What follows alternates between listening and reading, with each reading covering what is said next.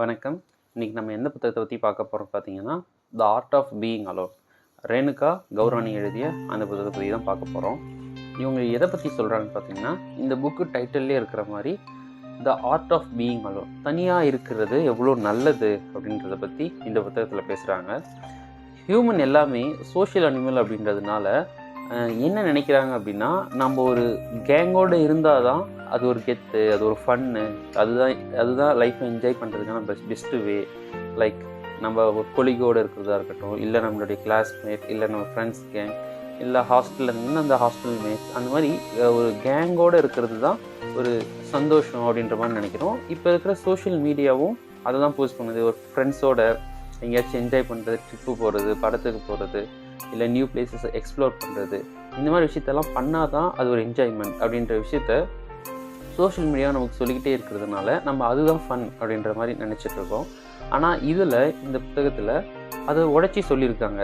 தனியாக இருக்கிறது ரொம்ப நல்ல விஷயம், அது ஒருத்தரோட க்ரோத்துக்கு ரொம்ப ஹெல்ப் பண்ணும், அதனால் தனியாக இருக்கிறது தான் பெஸ்ட் அப்படின்ற மாதிரி இந்த புத்தகத்தில் சொல்லியிருக்காங்க. அதுக்கு இவங்க நிறைய பாயிண்ட்ஸும் எடுத்து வச்சுருக்காங்க. அதில் ஃபஸ்ட்டு என்ன சொல்கிறாங்கன்னு பார்த்தீங்கன்னா, இப்போது உங்களுடைய ஃப்ரெண்ட்ஸோடு நீங்கள் இருக்கணும்னு நினைக்கிறீங்க, ஆனால் உங்கள் ஃப்ரெண்ட்ஸுக்கு உங்களுக்கு என்ன கோல் லைஃப்பில் இருக்கோ அது இருக்காது. மேபி அவங்க செட்டிலாக இருக்கலாம், அவங்க வீட்டில் செட்டிலாக இருக்கலாம். ஸோ அவங்கள மாதிரி நீங்கள் கஷ்டப்பட்டு படிக்கணும், இல்லை ஒரு ஒர்க்கு பண்ணணும் அப்படின்ற விஷயம் அவங்களுக்கு இல்லாமல் இருக்கும். ஸோ அதை நீங்கள் எடுத்துக்காதீங்க. அவங்க என்ஜாயாக இருக்காங்க, அவங்க ஹாப்பியாக இருக்காங்க, நாம் ஏன் இந்த மாதிரி கஷ்டப்படணும் அப்படின்னு சொல்லிட்டு எடுத்துக்காதீங்க. அவங்களுடைய கோல் வேறு, உங்களுடைய கோல் வேறு. அதனால் உங்களுடைய கோலுக்கு நீங்கள் கண்டிப்பாக ஒர்க் பண்ணுங்கள் அப்படின்னு சொல்கிறாங்க. அதே மாதிரி நம்ம நிறைய என்ன பண்ணுறோம்னு பார்த்தீங்கன்னா, ஒரு பீப்புளோட இருக்கோம், ஒரு பீப்புளோட ஒரு பிளேஸ்லேயோ ஒரு கம்பெனிலேயோ நம்ம இருக்கோம். பட் அந்த பிளேஸை விட்டு வர்றது நமக்கு கொஞ்சம் கம்ஃபர்டபுள் ஜோன்லேருந்து வெளியே வர மாதிரி இருக்கும். மேபி அந்த கம்பெனி பக்கத்தில் இருக்கலாம், இல்லை உங்களுக்கு நிறைய ஃப்ரீ டைம் தரலாம், அதெல்லாம் பெஸ்ட்டாக இருக்குது, அதனால நான் வேறு கம்பெனி மாறுறதை விட இங்கே இருக்கிறதே எனக்கு பெஸ்ட்டாக இருக்குது அப்படின்றதுக்காக நீங்கள் அதே கம்பெனியில் இருக்கலாம், இல்லை ஒரு பீப்புளோடு இருக்கலாம், ஏதோ ஒரு பார்ட்னரோ ஏதோ ஒரு ரிலேஷன்ஷிப்லையும் நீங்கள் இருக்கலாம். அவங்க தப்புன்னு தெரியும், இல்லை அவங்களோட இருந்தால் நம்மளால் க்ரோ ஆக முடியல, இல்லை அவங்களுடைய மைண்ட் செட்டும் நமக்கும் செட் ஆகலை, நாம் நம்ம மைண்ட் செட் விட்டு தள்ளி போகிறோம், நம்மளுடைய பேஸ் வேலிடிட்டியை விட்டு போகிறோம் அப்படின்னும் போதும் அவங்க விட்டுட்டு போகிறது ரொம்ப அன்கம்ஃபர்டபுளாக இருக்கும், இல்லை ஒரு அட்டாச்மெண்ட்டை விட்டுட்டு போகிறது ரொம்ப கஷ்டமாக இருக்கும், பெயினாக இருக்கும். அப்படின்ற ரீசனுக்காகவே அவங்க தப்பானவங்கன்னு கிடையாது, நமக்கு செட் ஆக மாட்டாங்க அப்படின்றது தெரிஞ்சும் நம்ம அவங்க கூடயே ஸ்டே ஆன் பண்ணியிருப்போம். ஸோ இதெல்லாம் பெரிய தப்பு. நீங்கள் தனியாக வாங்க, நீங்கள் அந்த கம்ஃபர்ட் ஜோனை விட்டு வெளியே வாங்க, அப்போ தான் உங்களுடைய க்ரோத்தோ இல்லை உங்களுடைய நெக்ஸ்ட் லெவல்லையும் உங்களால் போக முடியும் அப்படின்னு சொல்கிறாங்க. தென் உங்களுடைய தாட்ஸையும் உங்களுடைய எண்ணெயும் நீங்களே வச்சுக்காங்க. அதை விட்டுட்டு நம்ம மற்றவங்கக்கிட்ட சொல்லலாம், நம்மளுடைய ஒப்பீனியன் இது தான் அப்படின்றதெல்லாம் மற்றவங்கக்கிட்ட சொல்லாதீங்க. அந்த தனியாக இருக்கிறது பெட்டர். அதே முன்னாடி உங்களுடைய ஒப்பீனியனையும் உங்களுடைய தாட்ஸையும் உங்கள் கூடவே வச்சுக்கிறது இன்னும் பெட்டர் அப்படின்னு சொல்லிட்டு இந்த புத்தகத்தில் பேசுகிறாங்க.